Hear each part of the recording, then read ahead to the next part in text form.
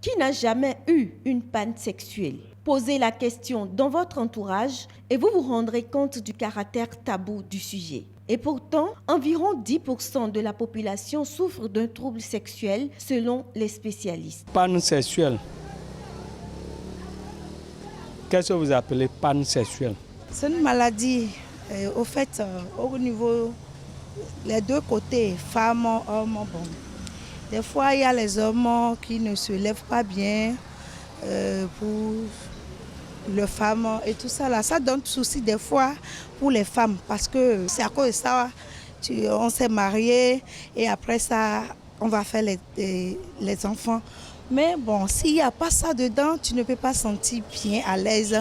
Tu dois avoir des soucis. Et des fois, ça crée des problèmes que des fois, les femmes sortent. On se couche au dehors parce qu'ils ne sont pas bien. Elles trompent leur mari. Chez les diabétiques et les hypertendus, les troubles sexuels sont plutôt fréquents. Ils s'installent au détour des complications ou des traitements de ces maladies. Le diabète, c'est quoi? C'est un excès de sucre dans le sang. Ce sucre en excès va entraîner un certain nombre d'altérations, dont l'atteinte des nerfs, dont l'atteinte des vaisseaux. Or, qui dit chez l'homme érection, dit un mécanisme essentiellement vasculaire. C'est l'afflux de sang dans les tissus caverneux qui fait que l'homme est en érection. Donc, dans ce mécanisme-là, si les nerfs sont atteints, ça va poser problème. Si les vaisseaux ne peuvent pas amener le sang vers la verge, ça va poser problème. Et cet excès de sucre appelle l'infection parce que ça constitue un bouillon de culture. L'infection s'aggrave et l'infection altère les voies génitales de la femme. Et donc, par ce biais, les rapports seront douloureux. Et qui dit rapport douloureux ne peut pas avoir envie d'aller faire. On n'a pas les rapports sexuels pour ne récolter que des douleurs.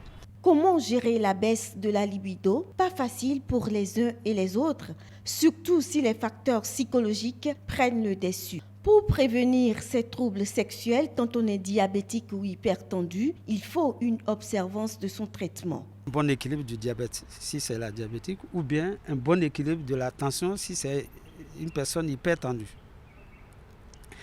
Or, pour équilibrer son diabète, il faut un bon régime, il faut suivre correctement son traitement, il faut une bonne activité physique et l'hygiène de vie. Sur le plan diététique, certains aliments peuvent participer à l'amélioration de votre désir sexuel.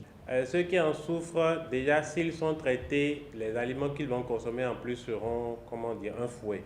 Donc il y aura du ginseng, du gingembre, il y a le clou de girofle, il y a du chocolat que certains peuvent consommer aussi. Et puis il ne faut pas oublier de consommer des aliments qui sont riches en iode.